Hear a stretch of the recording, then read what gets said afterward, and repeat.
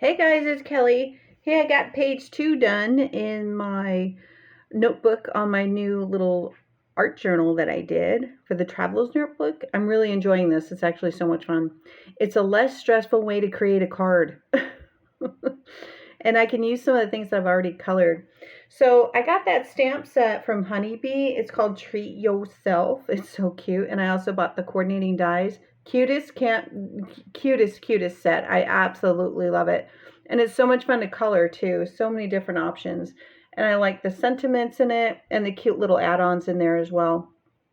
So that's a great stamp set. And the other night I was just in the mood for coloring, so I just stamped out and colored a bunch of them in just funky little ways. You know, some of them I liked, some of them I was like, okay with. But these were just ones that I colored out for my downtime. And I thought they came out cute. And I could use them for a card or art journal, whatever I wanted. There's no rules here. And then the background paper there is my own little design paper that I make using my gel plate. Absolutely love that, love that. But these were, you can use your gel plate, but you can also just put it on your glass mat and use your brayer and your stencils and make your own paper. And that's what I did. So I just had this paper in my stash to use in cards and art journals, and I busted it out. I thought it would be really cute. And just use my just a simple polka dot stencil that I have, real cheap one that I got from Recollections years and years and years ago. It's been in my stash. And I did use the dies that came with the Caitlin Lizardi insert die set. I wound up rounding the edges of the corners a little bit more with my corner rounder, just to kind of make it fit in my art journal a little bit better.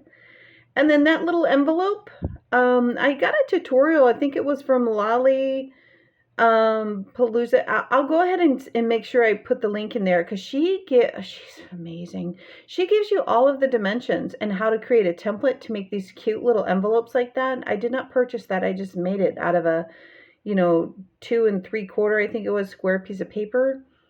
And there was a template that I just followed that she gave in all kinds of different sizes. So you can make your own little embellishment. It's super cute too. So I'll try to get that link in my YouTube, the link down below, so you'll have that as well, because she's amazing that she provided all that and how to make a template that you can literally use over and over and over again.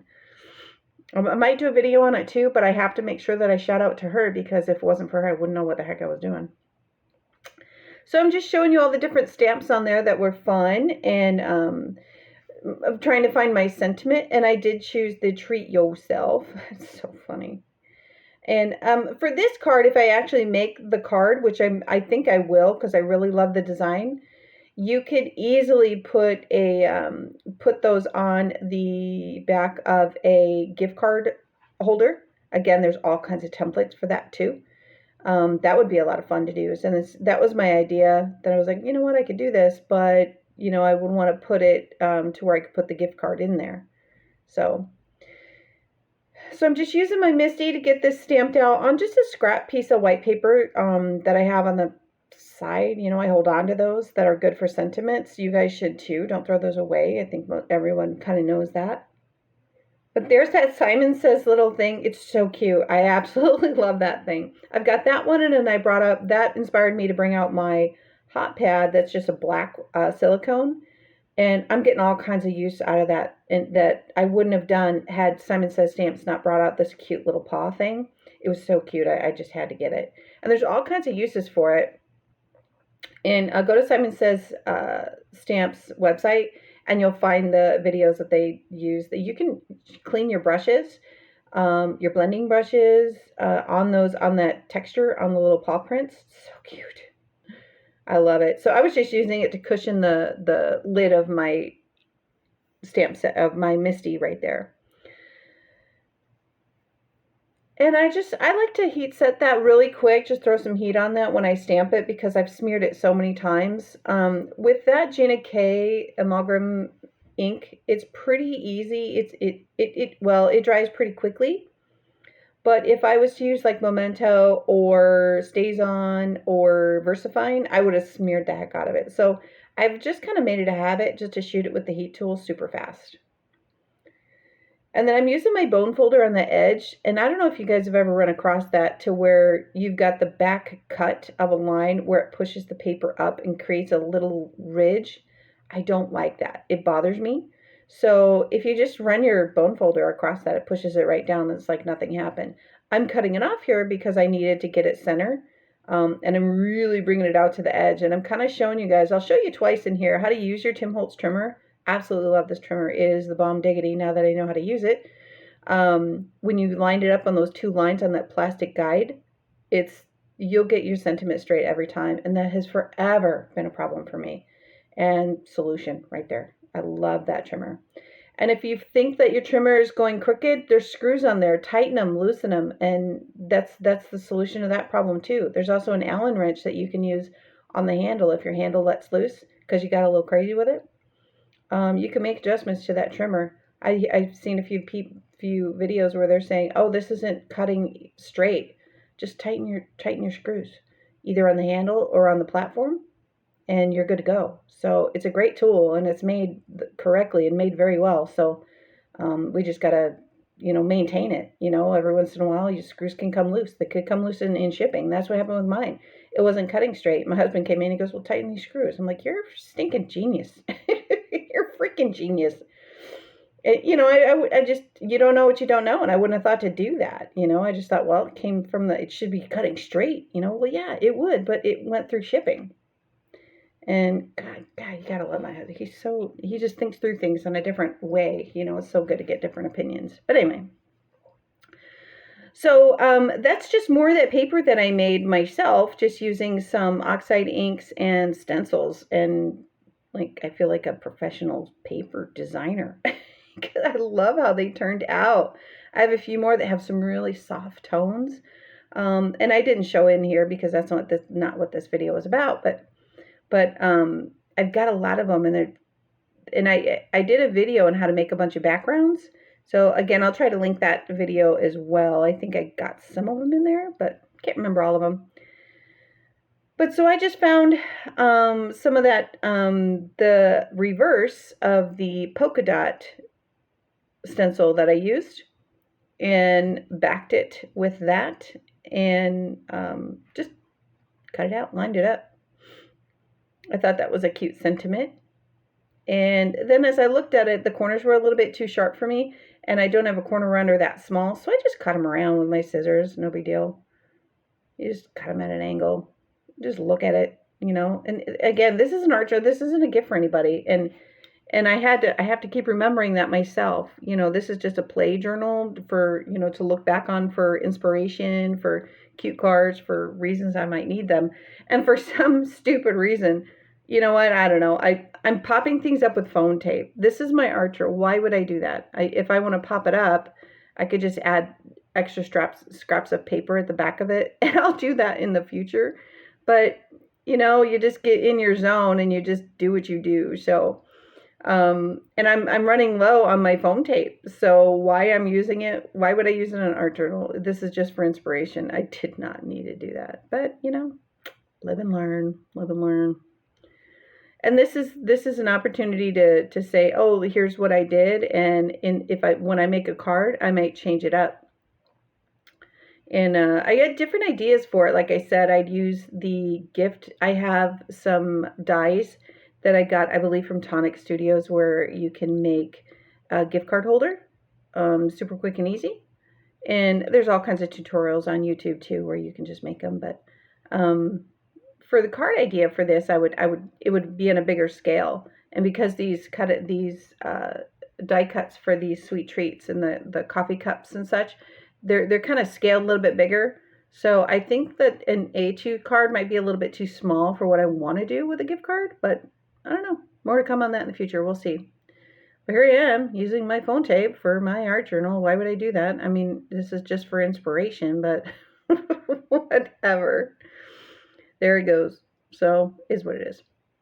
But the dimension is super cute, and it would have taken more time to do it. So if I had an abundance of tape, it wouldn't be a big deal. But again, it's just for art journal and inspiration for future, so I didn't need to do that. So keep that in mind if you guys decide to do something like this. You don't need to, this isn't a card that's going to go to anybody. You know, and some people might be like, well, then you're wasting the things that you colored. No, I'm not, because I can look back at this in the future and go, oh, I love that color combo. I'm going to do exactly that. Or, hey, this color combo worked, or this one didn't. You know, it's definitely not a waste. Absolutely not. So, and I just real quick glued it in the back. And that was about when I realized, why am I using phone tape? Why am I doing this? I was like, this is just the easy mode. Like, I don't need to pop this up. I was like, oh, I think I might want to pop this up too. And I'm like, no, what are you thinking? Why are you using your phone tape for this? But it's cute. I hope you guys like it too. I love that arrangement in the card. And there's more cups that I could put in there. It might be too busy to put more on there. I'm not really sure. But I like this 3 combination that's in here. But if you have the card behind that, you might have more space to fill in. So, you know, we'll see how it works out on a card. But the inspiration is there. I like it. I could squeeze this in on an A2 card, no problem, and then just stick the gift card in it. But I like it when it's on the front. I think it's more fun. It's like, woohoo! You know, it's like I don't know. It's like opening a present on Christmas morning when you have it right there on the front. So there it is. So, and what I decided I wanted to do was I need to have the background, the rich purple. And I didn't have the paper to fill the back of it, which is no big deal. If I don't have the paper to fill the back of it, then I can just ink it, right? Again, it's an art journal. I kind of realized that halfway through this, because when you're in card mode, you're in perfect mode. This is so relaxing to do it like this and go, I think I got an idea for a card. I'm gonna just put it together and see if I like it. This video is like 20 minutes. It's 20 minutes of my life, and I had already colored those things. It's not a big deal.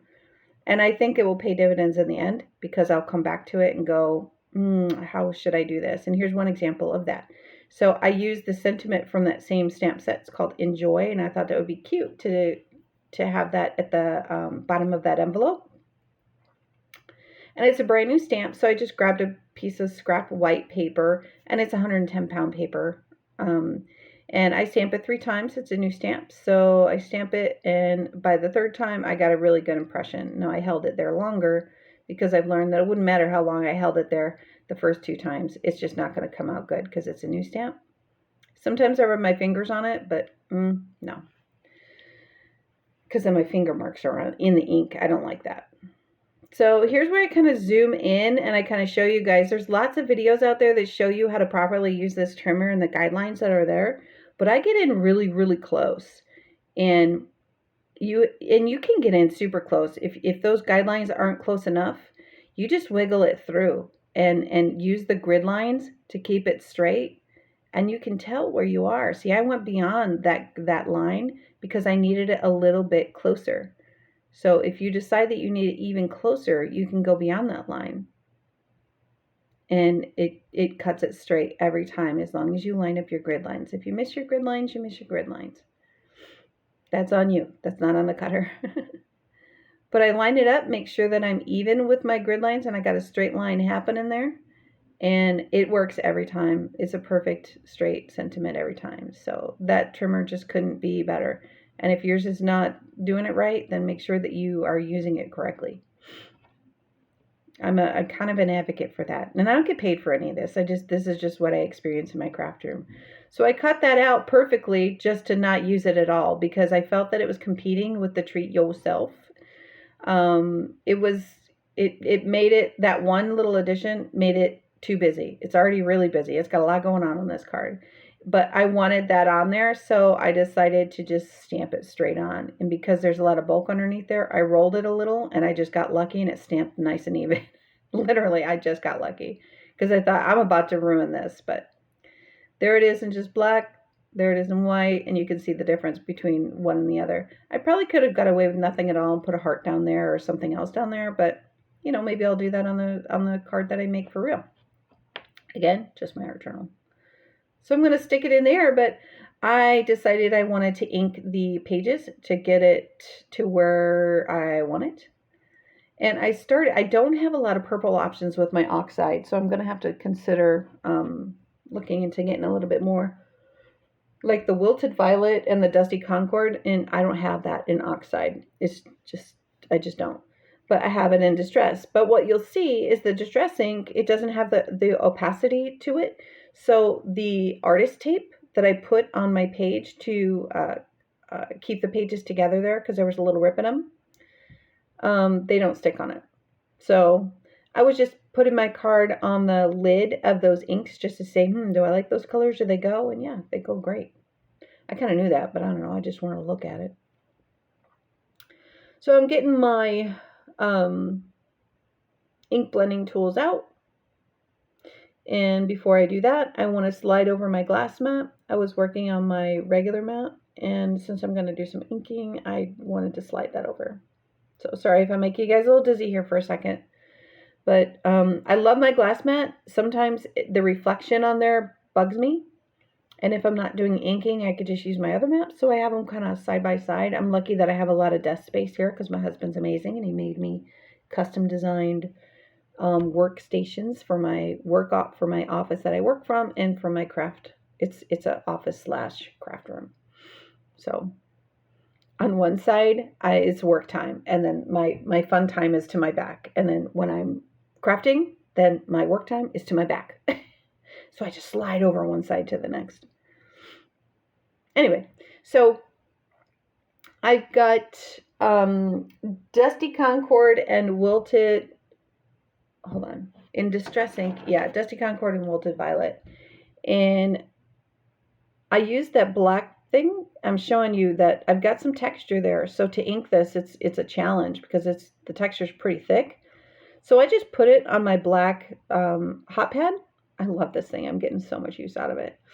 Put it on there, and it cushioned the gems or the dewdrops so that they wouldn't get, stuck or pop off or anything like that. It just cushioned them perfectly. So yet another use for this cool little black thing.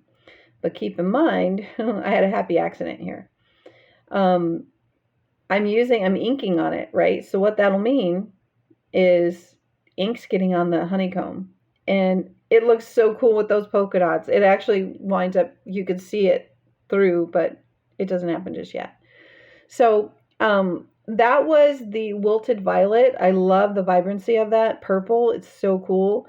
But then I want to going around with the Dusty Concord, and this is one of my oldest inks that I have. I need to refill it. It's kind of dry, so it's very, very subtle, but it does ink. It does have ink in it. So I want it a little bit dark on the edge, and this doesn't have to be perfect. It's just getting a purple background there, just on the edges. And as you can see, the Distress ink, again, it doesn't have the opacity to stick to that artist tape that I put on there. So I wound up just I tried the oxides, and it covers it up a little bit better, but I don't have those same colors in oxide. But for future reference, I know that if I have to tape another page, if I use the oxide ink for the background, that'll stick better. So there it is. And I had Seedless Preserves. That was the closest I could get for oxide. Seedless Preserves and Shaded Lilac. So at first I put Seedless Preserves, and it's way too pink. And then I thought, well, the only other one I have is Shaded Lilac. Well, they're both opaque. Hello. So what's going to happen? It's going to cover it. So, but anyway, I was just playing anyway. So it wound up, the Shaded Lilac goes over it and just covers it up. And then now it looks white again because it's a really, really light purple. So whatever. I went with it. I said, oh, well. And there it is. I just put it right on there. Called it done. So I keep pushing it down on that, and I actually didn't even think about the fact that you've got purple ink on that black thing, and as I rub my tape gun around it, I'm pushing down, and it's actually giving me the coolest subtle purple honeycomb that I did not expect, and it was so cool. You can't see it in the video. I hope that we can see it in the picture, but you can't see it in the video. But you can use this black hot pad to stamp with. It's so cool. And I didn't even notice it here until later. I didn't even see it, but it had happened in a happy accident. So next time I make that polka dot paper, I'm actually gonna stamp honeycomb in it, and there you go. Now it's even more of a design paper element. Absolutely love it. So there it is, page 2 in that cute little notebook in my traveler's art journal. But I like that I'm using it for test run for cards. It's so much less stressful, and it's just way more fun. And then I'll have something that'll inspire me later. So thank you guys so much for watching. Hopefully you can see that little honeycomb stamp in the background. But don't forget to like, comment, and share, and hit that notification button.